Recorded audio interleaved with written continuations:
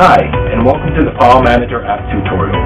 File Manager, or FM, is an open source cFS app released by the NASA Goddard Space Flight Center, and I've grouped it with OSK's Data and File Management app group.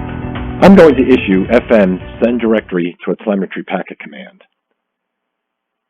We just saw the first 12 entries of the CF directory listed here. Also notice that there's two command counters. The first one is for the main app, and the second one is for FM's child task.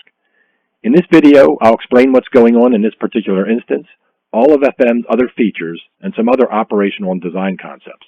I'll also describe how to use OpenSatKit to work with FM and tune it for your needs. FM has the following main objectives. First, to provide an interface for managing files and directories. Typically, this interface is to a remote user via the command ingest and telemetry output apps, but there are situations when other onboard apps send commands to FM. In these situations, we don't want the command counters used by ground ops to increment. Second, to meet the specific needs of the spacecraft file management environment, which is different than desktop computer file management.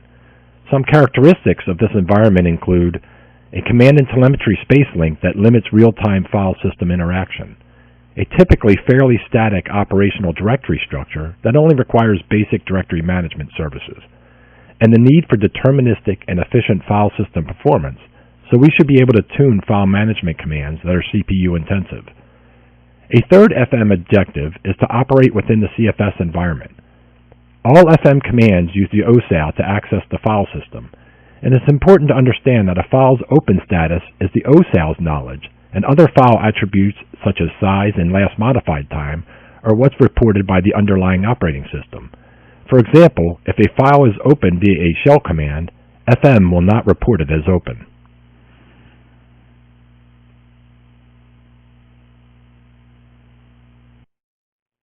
Here's the FM app.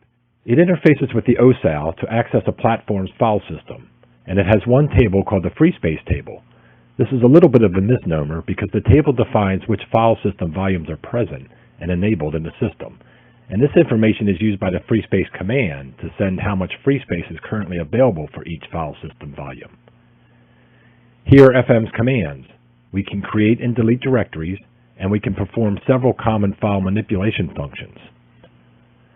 There are multiple commands that provide feedback to the user by sending a one-time telemetry packet, or in the case of a directory listing, writing the information to a file. We can get status and telemetry on an individual file, on currently open files, on a directory, and on the free space for each mounted file system. There's a separate delete command that does not increment the main app's ground command counters, and this can be useful if it were sent from something like a stored command. On the output side, we have the housekeeping packet that is periodically sent, the on-demand telemetry packets, and the directory listing file. Here's the FM app flow control. During the app's initialization, a child task is created that does the actual file operation for most of FM's commands, and the child task is typically configured to run at a lower priority. FM has a simple control flow. In the main loop, FM pens indefinitely for a software bus message. If it's a housekeeping packet request, it sends the housekeeping packet and then pens again. If it's a command, then the main app validates the command parameters, and for most of the commands, it queues the command to a child task. At this point, the appropriate main app valid or invalid command counter is incremented. The command queue for the child task resides in the same memory space as the main app, and the child task dequeues the validated command parameters and performs the requested function. The only commands not implemented by the child task are the get file system free space, set free space table state, send an open file telemetry packet. Later we'll take a look at some configuration parameters that can be used to tune the child task performance. I'm now going to run the FM demo script to illustrate some FM features and to show how OSK can be used to operate FM. So I'm selecting the FM feature script, clicked Run Demo, and it started Cosmos Script Runner with the script loaded, and hit Start. And this brings up the file management screen and the file info, and it's using Packet Viewer, so we can switch between other telemetry packets as needed. So in this first step, it's going to just display the /CF directory, and we see that, sure enough, it's listed the first 12 entries. And I also have debug messages on, so we'll get an event message for each of the FM commands as they're issued. So in this step 1.2, I'm going to send an erroneous directory listing with an illegal file name. I've just appended 2 underscores to the previous command. And we're just going to see, we see the error command counter, and in this case it's just at the app level, because the app was the one verifying whether the directory existed that could be listed. And so it didn't send a command to the child task. So just that error counter incremented, and none of the child command counters incremented. And we got the event message as saying that the directory does not exist. So now we're going to go ahead and create the demo directory if needed, and then it's going to do a listing of that demo directory, and we see that it's empty. And I have the file info packet also sent the info for the demo, and we see it has a size of 0 as well. Now in step 2, we're going to go create a directory inside of the demo directory called a directory. So we've created the directory, and then we listed the contents of that directory. Next, we're going to transfer a file into the new directory. So we're going to use TFTP to transfer a file called a file and put it into directory and do a listing again, and sure enough we see that the new file is there.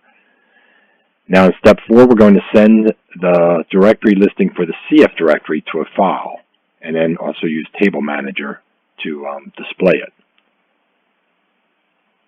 So we did a directory listing to a file, and it's saying that there's 97 names. We're going to use Table Manager, and we're going to open the file server, the temp bin file, and we're going to use FM directory listing file to decode it. And here we see that here's the directory listing for the CF directory. And there we see the demo directory as well as we scroll down. Next, we're going to delete the demo directory, but we're going to first attempt it to delete the non-empty directory, which is not allowed. So we sent the command to delete a directory, and it's important to note here that we actually got a valid command counter in the app, and this time we got a child command out error. So the main app verified that the directory existed, but it didn't check to see if it was empty. So then the child task attempted to delete a non-empty directory and then got the error. And we see the event message here. And it's really good just to go to the FM user's guide to look at what telemetry points can use to verify which commands. But like I said, there's only a handful that only are completely implemented in the FM main app. Okay, for step 5.2, we're going to now delete the directories in the files in the directory, so it'll allow us to actually delete it. So we're sending commands to delete the A file, the temp file, and now we successfully deleted the A directory. And when I do a directory listing of demo, we see that it's back to being empty again. And the last step of this feature, we're going to look at the open files packet. So it has not been sent yet, so it's empty. And now we're going to use ISIM in order to create some science files, or at least open one file, and then send the open files directory or packet. And here we see that the app ISIM has created has an open file called sim_0. Okay, so that concludes our FM feature demo. Here's a list of the FM configuration parameters that affect FM structure or behavior. There are several other configuration parameters such as default file names that I will not be covering. The first group are used in the data structure size definitions, so if they change, then they will impact external definitions that must match the FM definitions. These impacts are identified in the third column.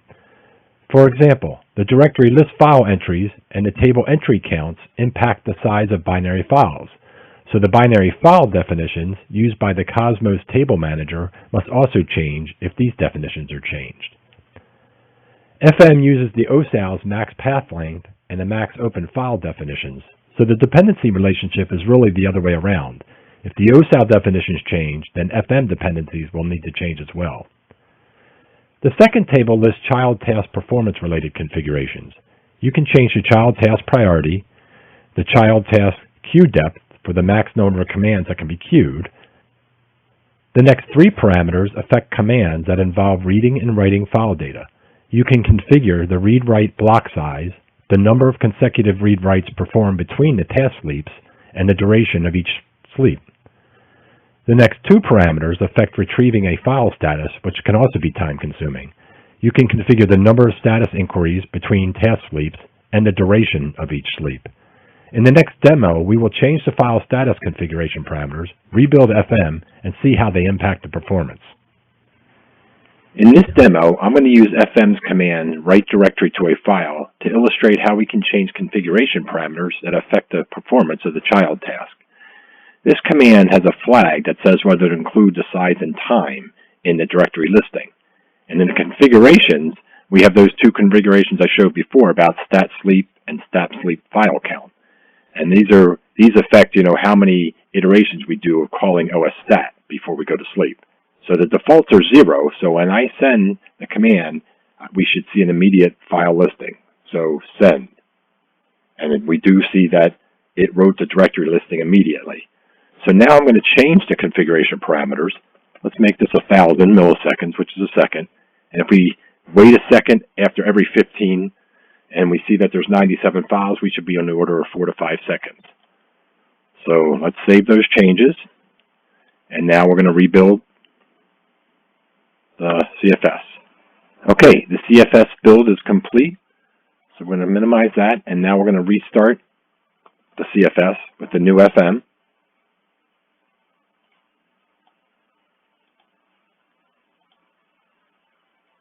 Oh, and we need to turn on debug messages real quick.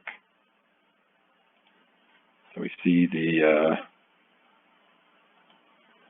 event message.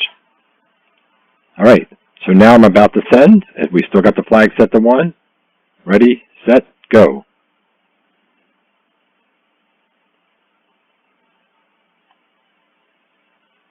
And there we see the event message. It did indeed come out about 4 or 5 seconds later. So this concludes this demo and the File Manager app tutorial. I hope you found it helpful, and thanks for tuning in.